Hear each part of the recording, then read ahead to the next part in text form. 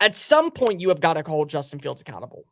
At some point, the mistakes, the mental errors, the constant carousel of mediocrity, and the game plan is absolutely falling on his shoulders. I had a conversation with a buddy of mine who is a huge Chicago Bears fan, and he told me in the offseason, this is our year. This is the year where it all comes together.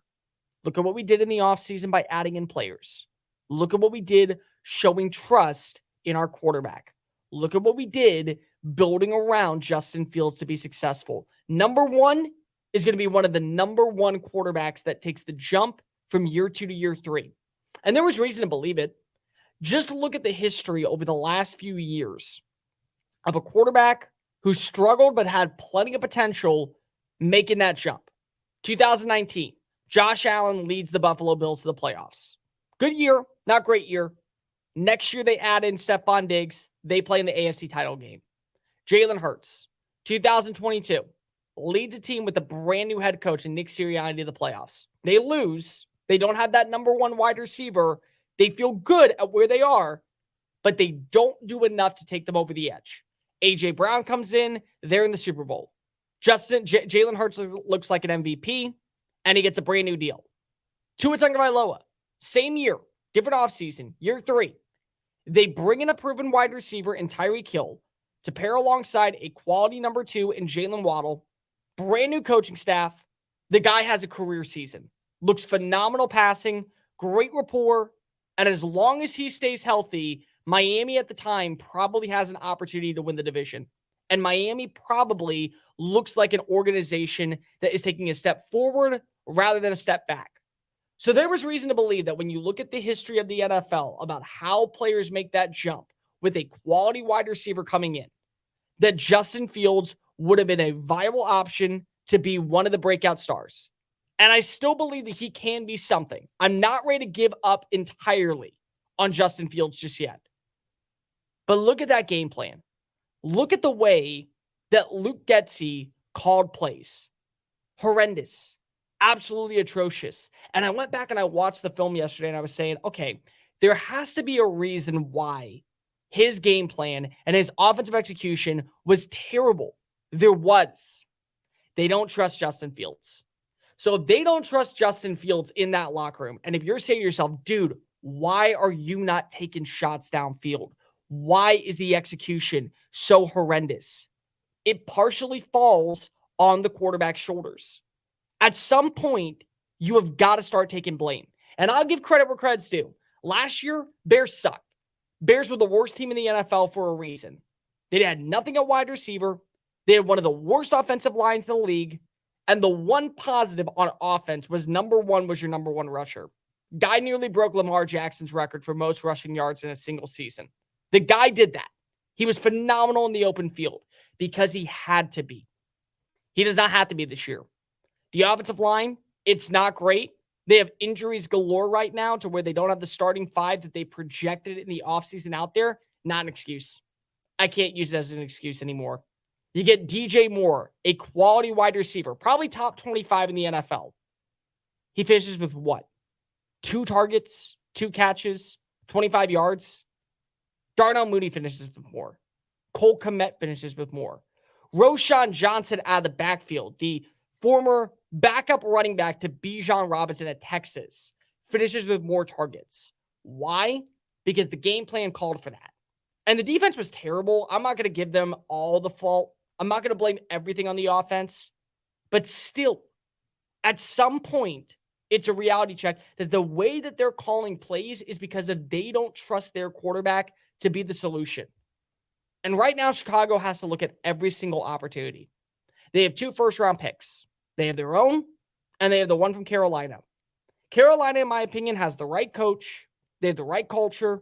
And I believe they have a quarterback that you can believe in Bryce Young. I do. I don't think that they're going to win the division. I don't think that they're going to be anywhere close in the NFC South race. If I were a betting man right now, I would say they probably are picking somewhere in the top 10 because they finished dead last in the division. So that's a top 10 pick that's going to the likes of Chicago. Chicago right now, the way the offense looked, the way that the execution went, the way that this team had such a dysfunctional opportunity to score points, they're picking top 5. You're picking top 5. You can get a pass rusher, a really good one, a stout player like a Jared Verse from Florida State. He's going to be an enforcer on that defensive line and the next Khalil Mack for the hopeful decade in the Windy City. You can get that dude. But this is not a year where you can pass on quarterbacks. And that was the other thing. Like, Chicago really benefited from playing in a weaker draft class. I think that Anthony Richardson has a lot of upside, but you weren't looking for upside. You were looking for progress this year. CJ Stroud, you just got burnt by one Ohio State quarterback. I understand why you didn't want to go the other way. I don't believe in that shtick. Like, anyone that says, oh, this QB will never work in the NFL. Yeah, they don't work until one does, and then that narrative goes away. Did LSU, perfect example. What was the last great LSU quarterback in the league before Joe Burrow? Anybody saying that about LSU now? No. What about Michigan?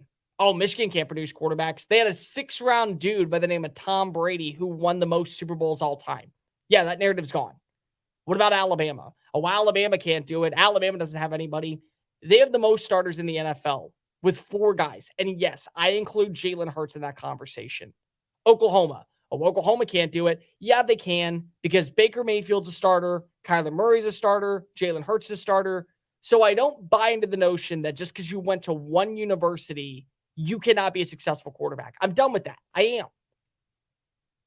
But you can tell me right now that this draft class going ahead, with the Caleb Williams coming out of USC, with the Drake May from North Carolina, Bo Nix looking like a resurgent version of himself in Eugene, Oregon, a Michael Penix Jr., who's got a howitzer of a cannon, is a veteran quarterback that's been in multiple systems and has prospered and found success. Shadur Sanders, a quarterback at Colorado that maybe goes back for another year, because if he will have the opportunity to lead the Buffaloes to the college football playoff, maybe even win the Heisman Trophy and build that relationship with young talent like Travis Hunter, like Dylan Edwards, countless other guys, he also can go pro. You got other quarterbacks like Sam Hartman. You got guys such as Jordan Travis. You got guys potentially such as Jaden Daniels. Any one of them. At some point, you have to realize we have got to start doing self-scouting. You realize in an instant they did not believe in Justin Fields on the field on Sunday. They don't have an execution and a game plan that's going to be elevating the status. And you have got to start taking blame.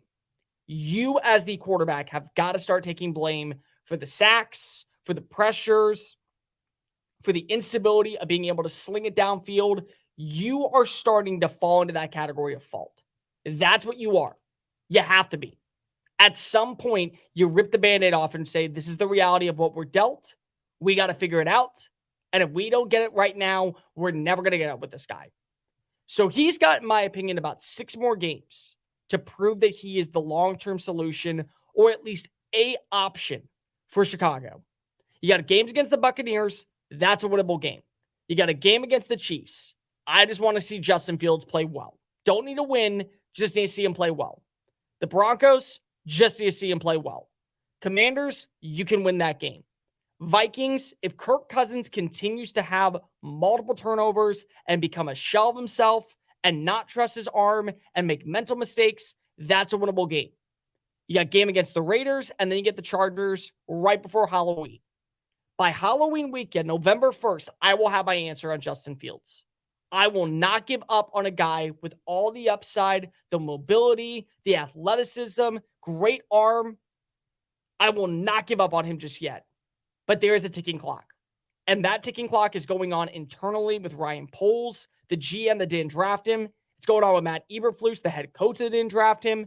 It's going on with the entire scouting staff right now in the Windy City, because they see that this team is too damn good on paper and has all the potential with younger players and with veterans that they sign in free agency to be this mediocre. At some point, there just becomes a point of no return. You are reaching it. November 1st is the deadline. Justin Fields will either be a starter or not. Hey guys, thank you so much for watching that video. Don't hit the X button yet. Make sure you hit subscribe to keep up with all of our daily content found on Just Saying It and anything else that we post on this channel. Bye.